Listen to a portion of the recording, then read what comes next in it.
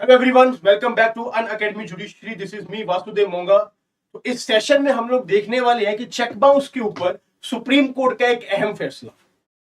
Basically अगर मैं आपको बताऊं, चेक बाउंस केस यानी कि जब हम किसी दूसरे इंसान को एक चेक देते हैं, यानी कि अगर ए ने अगर बी को एक चेक दिया है जिसमें कुछ अमाउंट भरा हुआ है, और अगर बी उस चेक को अगर बैंक में लेकर गया और बैंक ने उस चेक को डिसऑनर बोल दिया, यानी कि अगर बैंक ने उस चेक को बाउंस कर दिया, तो उस केस में section 138 of the negotiable instrument act हमें यह बताता है कि इस केस में अब यहां पे क्रिमिनल कंप्लेंट फाइल हो सकती है, यानी कि पनिशमेंट भी हो सकती है।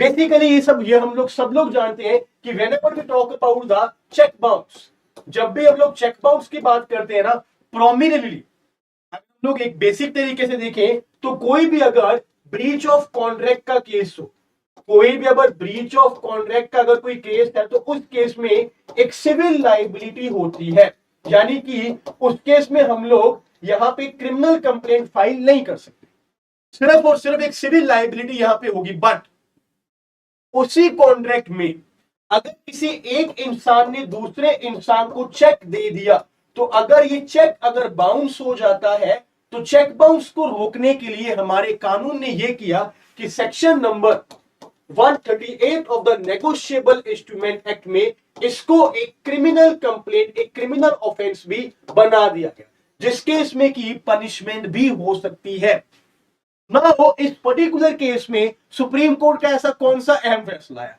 सी, इस केस में क्या हुआ ना, जब सुप्रीम कोर्ट के पास गया तो सुप्रीम कोर्ट ने केस में देखा कि सी, कंप्लेनेंट यहां पे ये बोल रहा है कि भाई साहब एक्यूज ने मेरे से एक यहां पे लीगली इन्फोर्सेबल डेब्ट लिया था, यानी कि एक्यूज ने मेरे से यहां पे मुझे यहां पे गुड्स मैंने उसको दिए थे और उसके कारण उसने मुझे यहां पे एक चेक इशू किया था। जब भी कोई चेक इशू होता है तो वो क्यों होता है? एक लीगल इन्फोर्सेबल डेब्ट होता है या फिर कोई लाइबिलिटी होती है। तो यहां पे कंप्लेनेंट ने भी वही बोला कि सी, यहां पे एक लीगली इन्फोर्सेबल डेब्ट है जिसकी लाइबिलिटी के कारण इसने मुझे एक चेक दिया था और ये चेक अब यहां पे बाउंस हो गया। बट इस केस में जो सुप्रीम कोर्ट का अहम फैसला है वो बात करता है बर्डन ऑफ प्रूफ की। नॉर्मली जब भी हम कोई भी कंप्लेंट फाइल करते हैं और अगर वो क्रिमिनल कंप्लेंट है, तो बर्डन ऑफ प्रूफ किसके ऊपर होता है? The burden of proof is always upon the prosecution. Prosecution के ऊपर बर्डन ऑफ प्रूफ होगा, यानी कि अगर यहां पे 138 की प्रोसीडिंग्स चल रही है, तो यहां पे प्रोसिक्यूशन प्रूफ करेगा कि इसने मुझे एक चेक दिया था और ये चेक बाउंस हो गया। बट सुप्रीम कोर्ट ने क्या बताया कि सी, चेक बाउंस के केसेस में, चेक बाउंस के केसेस में जो बर्डन होगा ना, the burden will be upon the accused. Accused को ये प्रूफ करना होगा कि जब उसने ये चेक दिया था, तो ये चेक यहां पे कोई लाइबिलिटी को यहां पे पूरा करने के लिए नहीं दिया था, ये चेक यहां पे एज अ गिफ्ट दिया था या फिर किसी भी तरह से दिया था, बट कोई भी यहां पे लीगल लाइबिलिटी नहीं थी। और सुप्रीम कोर्ट ने ऐसा क्यों बोला? क्योंकि हमारे कानून में ये चीज ऑलरेडी मेंशन की गई हुई है section number 118 of the negotiable instrument act में and 139 of the negotiable instrument act में।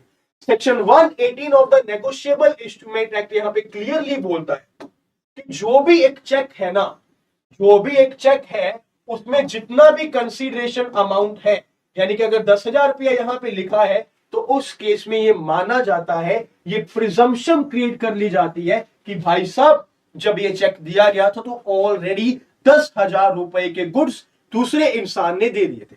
यानी कि इसका मतलब यह हुआ कि मान लीजिए अगर ए ने बी को चेक दिया है, अगर ए ने बी को एक चेक इशू किया है, तो ऑलरेडी बी ने उसको यहां पे कुछ गुड्स दिए होंगे, इसीलिए चेक इशू किया गया है।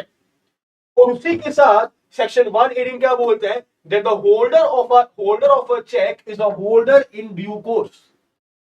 इसका मतलब ये हुआ कि जब भी हम लोग चेक की बात करते हैं ना, that pay to x rupees 10,000, पे टू एक्स रुपीज 10,000, और यहां पे पार्टी अपने साइन कर देती है और यहां पे बैंक का नाम लिखा होता है, यहां पे बैंक का नाम लिखा होता है, पे टू एक्स रुपीज 10,000। इस केस में the holder of the cheque कौन होगा? एक्स होगा, क्योंकि ये चेक तो एक्स को दिया गया ना, एक्स ही इस चेक को बैंक में लेकर जाएगा। तो ये यहां पे प्रिजम्पशन क्रिएट की जाती है कि जो यहां पे एक्स के पास ये चेक है ना, ये होल्डर के साथ साथ होल्डर इन ड्यू कोर्स भी है। और होल्डर इन ड्यू कोर्स का मतलब ये होता है कि इसने ये चेक गुड फेथ में लिया, इसने ये चेक यहां पे कंसीडरेशन अमाउंट के गुड्स उसको बेचकर यहां पे लिया है। और इसी कारण यहां पे ये प्रिजम्पशन क्रिएट हो जाती है कि जब यहां पे चेक मेरे पास यहां पे जब आया था तो मैं यहां पे होल्डर इन ड्यू कोर्स था, मेरे पास ऑलरेडी मैंने उसको यहां पे कुछ गुड्स दिए थे। That means burden of proof यहां पे कंप्लेनेंट के ऊपर नहीं, एक्यूज के ऊपर यहां पे बर्डन को डाल दिया गया। इसी तरह से when we see section number 139 of the negotiable instrument act, वहां पे भी यहां पे क्लियर बात लिखी गई है, presumption in favour of the holder, कि जिसके की पास यहां पे चेक है, जिसके की यहां पे पास चेक है, that person receive the cheque of the nature refer to in section number 138, यानी कि एक लीगल इन्फोर्सेबल डेब्ट के लिए चेक यहां पे इशू किया। इस केस में अभी एक और फैक्ट हो गया, अब वो भी यहां पे बहुत ही इंटरेस्टिंग फैक्ट है, सुनिए। इस केस में क्या हुआ, देयर वर टू फ्रेंड्स, यहां पे दो लड़कियां थी जो कि आपस में फ्रेंड्स थी, और इनमें से एक फ्रेंड ना, यानी कि मिस यहां पे miss A, she was interested in participating in the stock market. Stock market में वो पैसा लगा के वहां पे अपनी मार्केटिंग ट्रेडिंग करना चाहती थी, बट उसके पेरेंट्स उसको रोकते थे। काफी सारे बच्चों के पेरेंट्स रोकते होते हैं, उसी तरीके से ए के पेरेंट्स भी उसको रोकते थे। अब क्या हुआ, ए ने ना अपनी फ्रेंड बी के बैंक अकाउंट में कुछ पैसे यहां पे कैश करके जमा करवा दिए, और बी को ये बोला कि देखो, अगर मैं अपने बैंक अकाउंट से यहां पे ट्रेडिंग करूंगी तो मेरे पेरेंट्स को पता लग जाएगा, तो मैं आपके बैंक अकाउंट से करूंगी। बी बोली ठीक है भाई, पैसा तेरा, मुझे क्या लेना देना, आप यहां पे मेरे अकाउंट से ट्रेडिंग कर लेना। बट लेटर ऑन यहां पे ये ट्रेडिंग नहीं की गई, यहां पे स्टॉक मार्केट से कुछ भी नहीं किया गया। तो जब बी से पैसे वापस मांगे तो बी ने यहां पे एक चेक इशू कर दिया, बी ने यहां पे एक चेक इशू कर दिया, और ये चेक हो गया बाउंस। अब जब ये चेक बाउंस हुआ ना, तो यहां पे ए ने बी के खिलाफ केस फाइल कर दिया under section number 138 of the negotiable instrument act. एक क्रिमिनल कंप्लेंट यहां पे फाइल कर दी गई। But the problem is, B इस केस में क्या बोल रहा है, अच्छा पहली बात, इस केस में बर्डन किसके ऊपर गया, बर्डन यहां पे जाएगा बी के ऊपर, बर्डन यहां पे बी के ऊपर जाएगा जो कि इस केस में एक्यूज्ड है, क्योंकि हमारा section number 118 and section number 139 ये बोलता है कि प्रिजम्पशन यहां पे क्रिएट हो जाती है कि जब भी चेक इशू किया गया था, वो चेक यहां पे एक लीगल इन्फोर्सेबल डेब्ट के लिए इशू किया गया। बट इस केस में क्या हुआ, अब जब ये केस चल रहा है ना, तो बी ने यहां पे प्रूफ कर दिया कि देखो ना, तो मैंने कभी कोई गुड्स लिए ना कुछ, तो मैं ये चेक क्यों इशू करूंगा।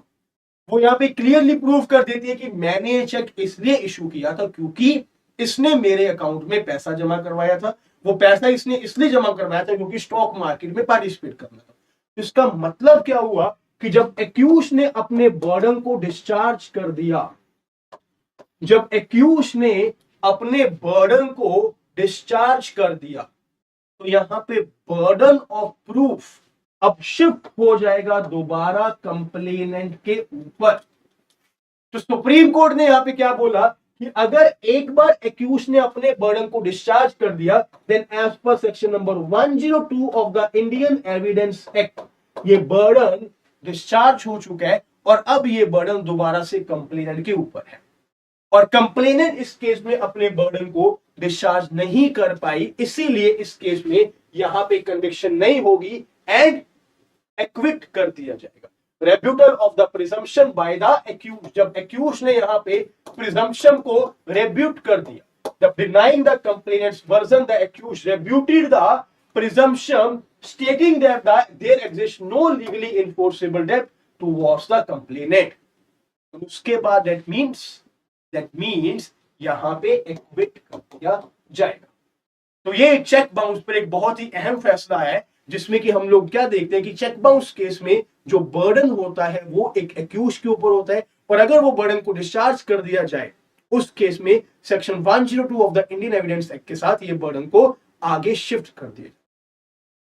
और इसी के साथ साथ मैं आपको सभी को बता दूं कि अगर आप लोग अनअकैडमी जुडिशरी प्लेटफॉर्म पर तैयारी करना चाहते हैं तो यहां पे अनअकैडमी जुडिशरी के प्लेटफॉर्म पर आप हमारे साथ जुड़ सकते हैं।